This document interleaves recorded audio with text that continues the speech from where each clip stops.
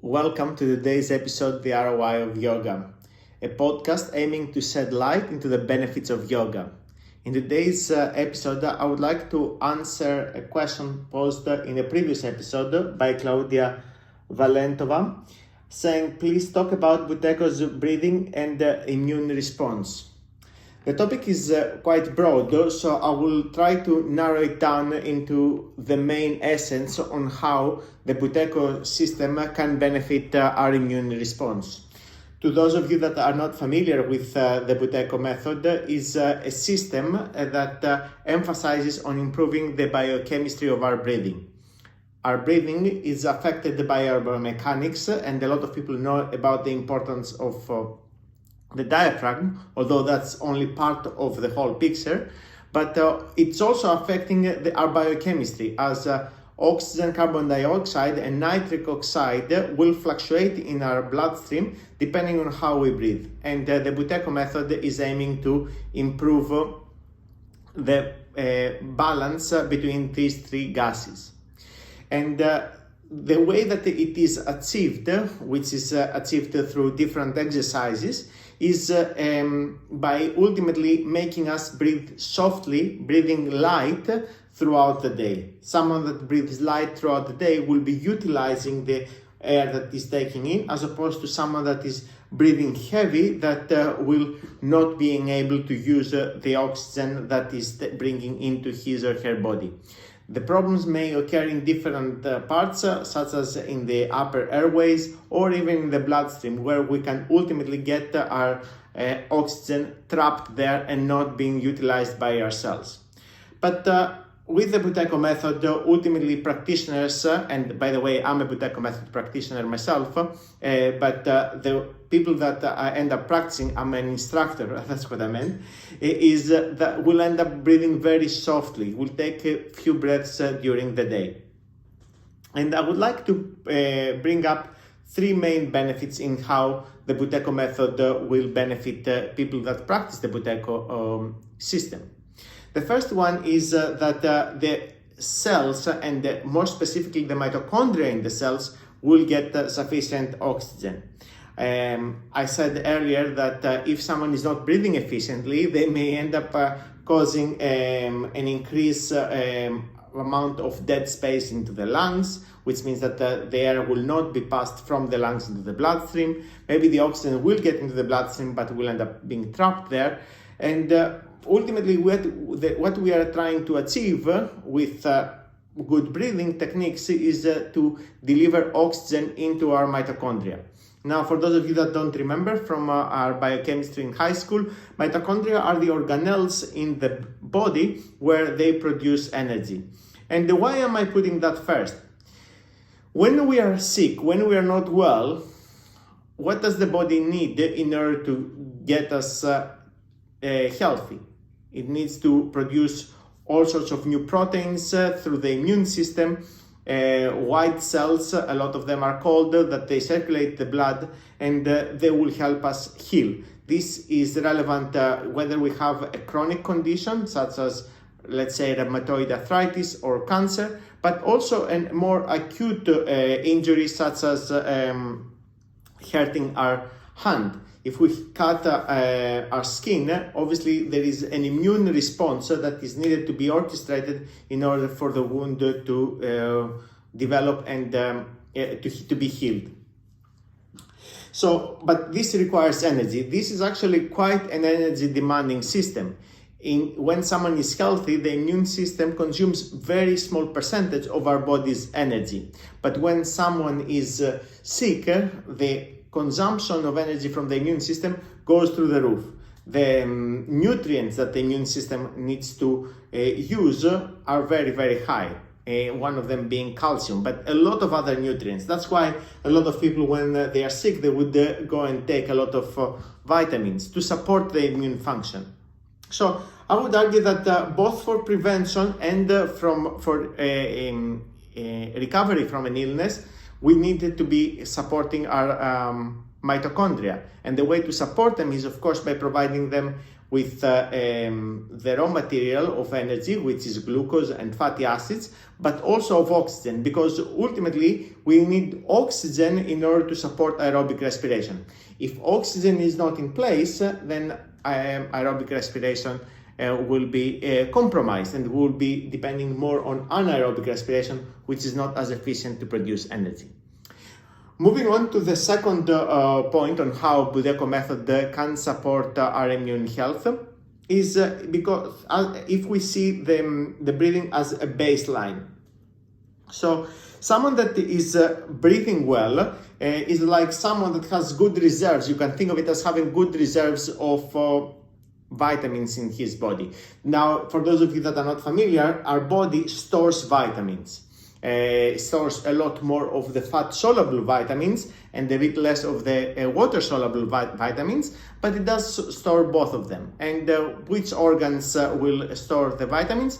The ones that need them the most. So, for example, the liver will store a lot more of vitamin A, vitamin K, vitamin E, while vitamin B5 or vitamin C or small amounts of vitamin B1 and C will be stored, for example, in the adrenals.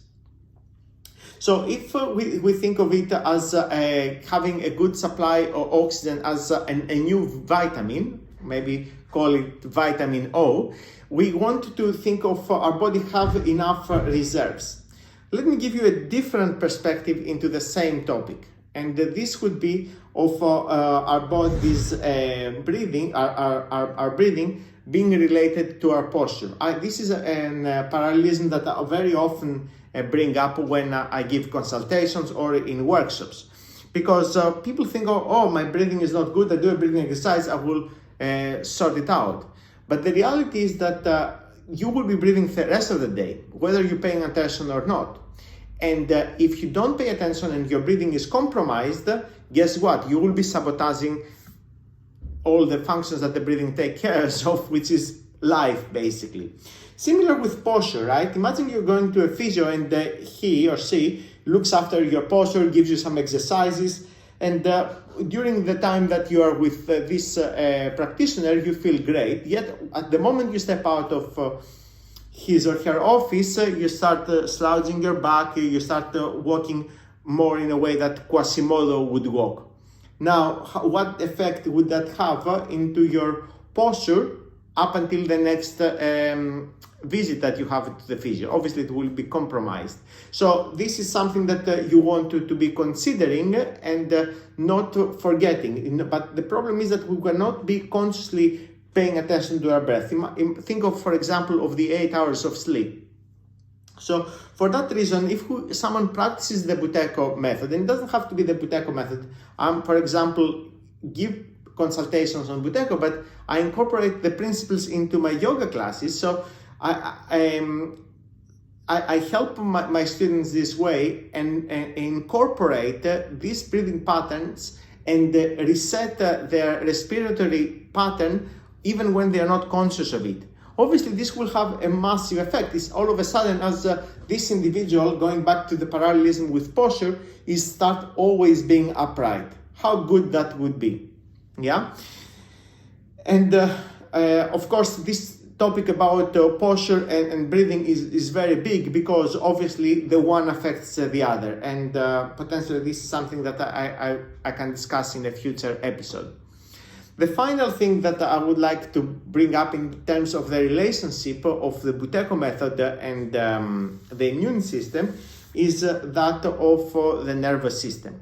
Now, the nervous system and the immune system are very much linked, right? I mean, the nervous system controls lots and lots of functions in the body, but it does control the immune system. One idea that was introduced to me when I was studying nutritional therapy, but it stayed with me, is that the immune system and the nervous system are the two systems in the body that have memory. Now, I would believe that maybe other systems also have memory. But let's say that, the immune system and the nervous system are maybe having a much longer memory, or maybe the memory between the two are very much linked. We see someone that we have not seen for a while, we recognize this individual. Same thing, the immune system. The immune system sees a pathogen that it has not been exposed for a long time, it will direct a response, which is basically the idea behind vaccines. Now, the nervous system will operate differently if it is shifted more in a more parasympathetic or a sympathetic state. And again, this is a very gross generalization, but I think you understand my point. With breathing, we can change the state of our nervous system. We can shift our nervous system into a more parasympathetic or sympathetic state. And I would argue that with the inflammation potentially caused through most of the illnesses and conditions that we want to avoid, we would favor in the recovery process, in the healing process, to shift into a parasympathetic state. And we know it is very well documented that many breathing exercises, not all, but many breathing exercises can help us achieve that. So again, a very powerful link between breathing and the immune system. Now, that's not to say that you don't have to be careful if you have a condition. For example, one thing that comes up from time to time when I'm inquired for consultation is that of cancer. And in cancer patients have to be avoiding a certain amount of certain exercises, certain breathing exercises. Now, again, it depends on what type of cancer one has. And this is a case by case that needs to be researched and the protocol being adapted. So I would say that if someone is concerned overall for his or her health and wants to strengthen their immune system, they will benefit immensely from the Buteyko Method. If someone is undergoing some minor health issue, again, same thing. If someone is having a chronic condition, of course, a more personalized approach and the protocol will be needed that will still, though, support this individual. It's not to say that people with chronic conditions will not benefit from breathwork and the Buteyko Method. I hope that covers, scratches the surface, let's say, of this topic. It is December. It's still November 2021, and over the next weeks, I will be having a little bit more time. This answer was a response to a question posed 9 months ago. But over the next few weeks, I will have more time, so I'm hoping to put out more episodes. For that reason, you can ask me more questions in the comments below, and I will do my best to answer. Otherwise, I will put some topics that I think will be of interest. Thanks very much, and if you want to stay in touch and get updates about masterclasses and workshops that I run, you can subscribe to my mailing list, where you will get a lot of material of exercises, breathing, as well as physical exercises that I have seen working time and time again in practice. Take care.